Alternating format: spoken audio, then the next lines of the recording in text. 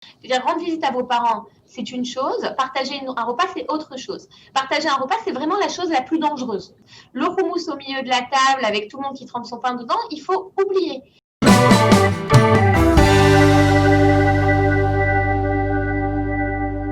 Mais pour l'heure, nous avons le plaisir d'accueillir le docteur Léa Lévy.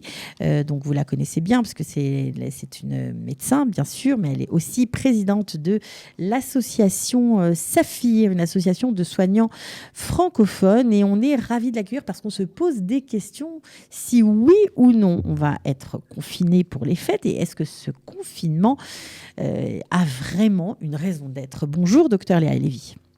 Bokertov, bonjour. Ravi de vous retrouver. Alors, ce confinement, vous en pensez quoi? Parce que nous, on ne sait plus à quel sens vouer.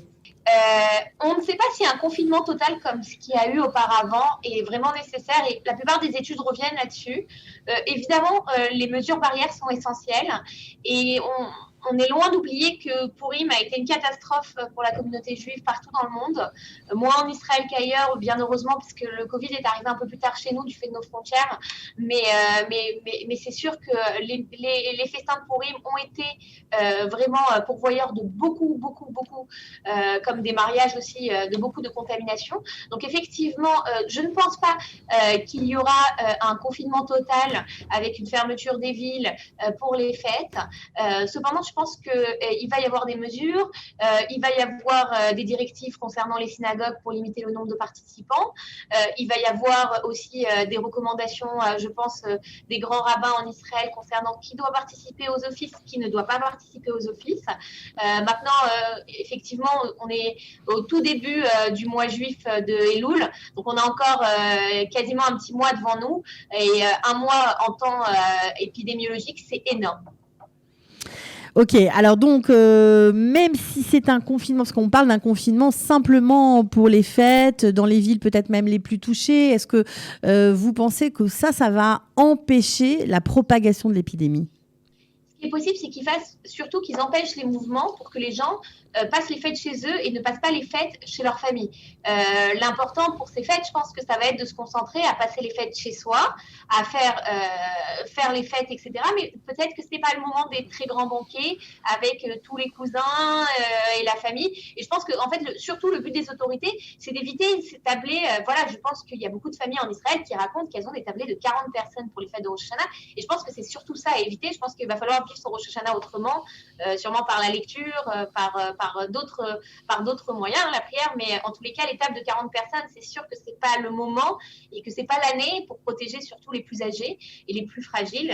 C'est sûr que ça ne sera pas l'année. Maintenant, ce que décideront les autorités, moi, je donne mes recommandations déjà médicales aux familles pour qu'elles préparent leur fête autrement et pour qu'elles disent surtout que si elles invitent un membre de leur famille, ça soit, si les autorités à cette période-là le permettent, ça soit qu'une seule famille, mais ça soit pas un soir chez quelqu'un, un autre soir chez quelqu'un d'autre, pour qu'on limite aussi les contaminations croisées. Mais pour l'instant, on n'en sait absolument rien. Donc on imagine qu'Israël s'est inspiré des dégâts que la fête de l'Aïd a eu notamment au Maroc. On a vu que ça a eu comme conséquence une flambée tout simplement des contagions. Vous pensez qu'ils sont à l'écoute aussi de ce qui se passe à l'extérieur ? Alors oui, bien sûr. Au ministère de la Santé, ils sont extrêmement à l'écoute. Au ministère de la Santé et au ministère de l'Intérieur, on scrute ce qui se passe dans les autres pays, on scrute les conséquences des autres fêtes.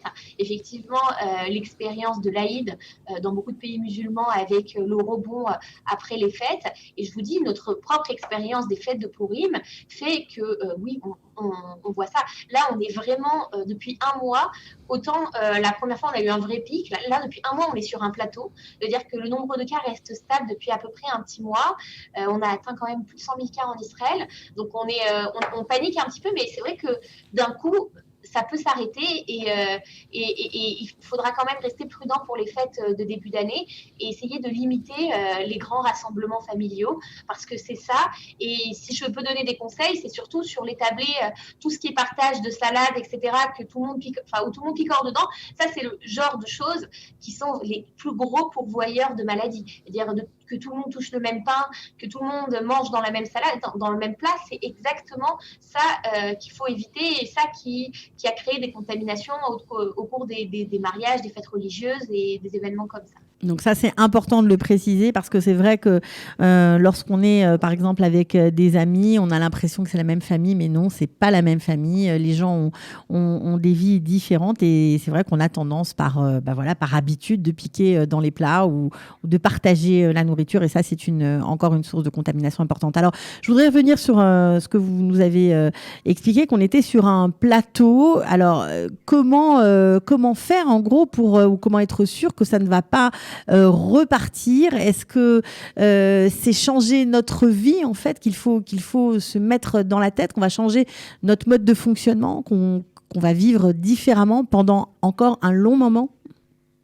Alors, je vous explique. En gros, on est sur un plateau, ça veut dire que chaque personne, en moyenne, contamine une personne. On a ce qu'on appelle un taux de reproduction du virus à 1. On peut penser qu'à un moment, on avait eu un taux de reproduction du virus qui était inférieur à 1 au moment de la fin du premier pic parce que vraiment tout le monde était enfermé chez soi. Là, on a pris le parti de dire voilà, on fait des mesures barrières, on fait tous attention les uns aux autres, on évite la propagation du virus, mais on continue à vivre.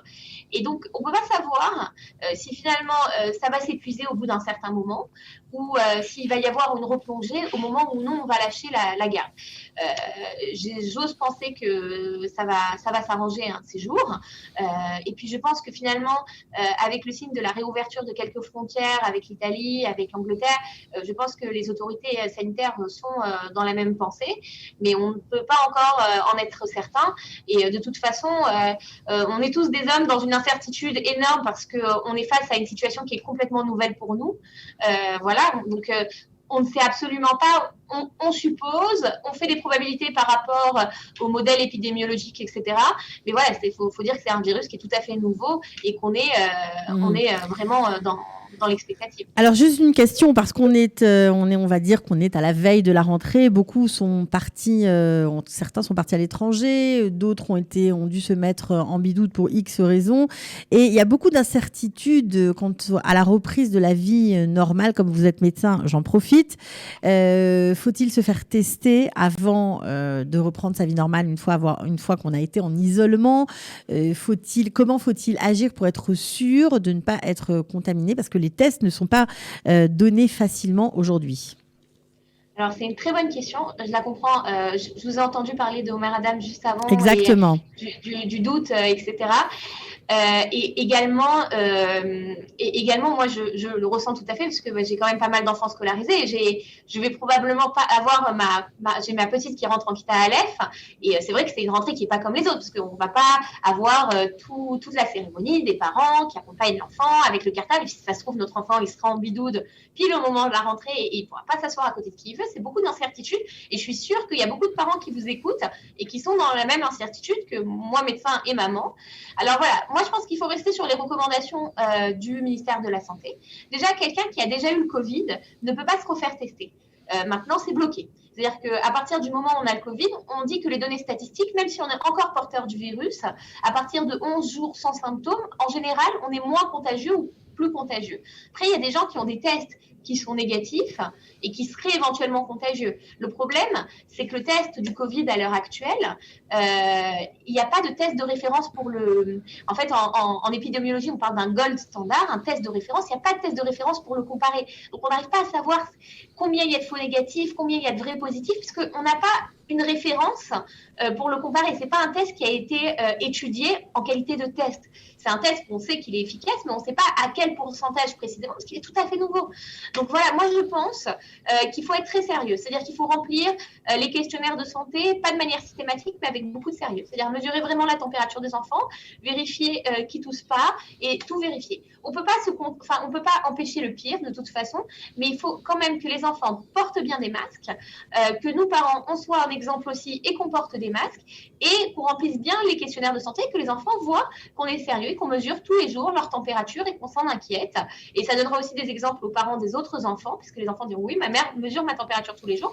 Et je pense que ça pourra empêcher la propagation, en plus des mesures barrières, ce que je disais, faites attention au moment des repas partagés. Par exemple, je pense à l'exemple du paquet de chips ou de la gourde, qui sont vraiment des choses à qui il faut apprendre aux enfants qu'il ne faut pas le partager.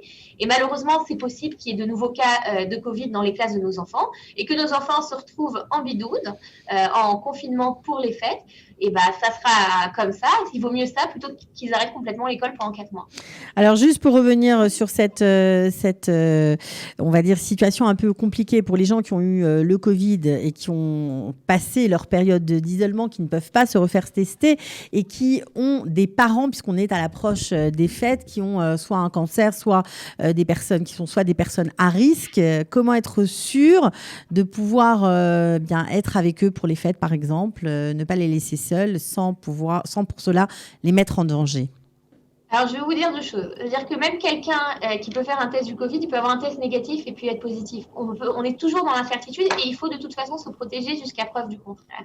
Alors, il y a 2 choses que je conseille.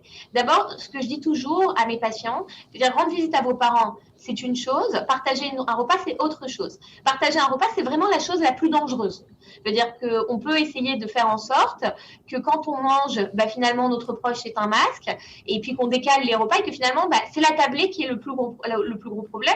Et si on ne peut pas faire autrement et que les directives le permettent et qu'on doit passer un repas avec un proche qui est fragile, je conseille que voilà, son assiette soit préparée à l'avance.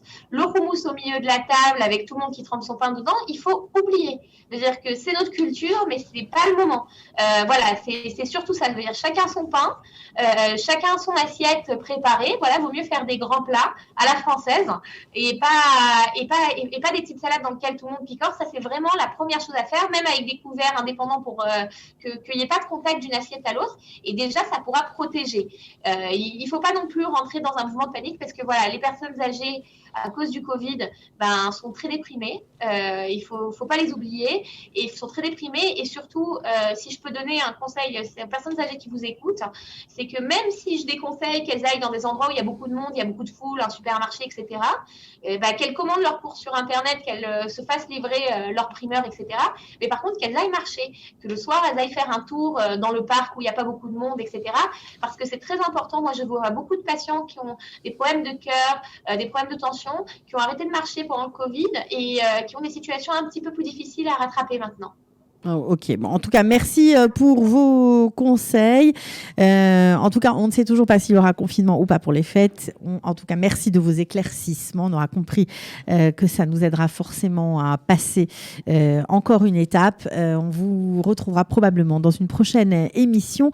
À très bientôt, docteur Léa Lévy. Merci Cathy.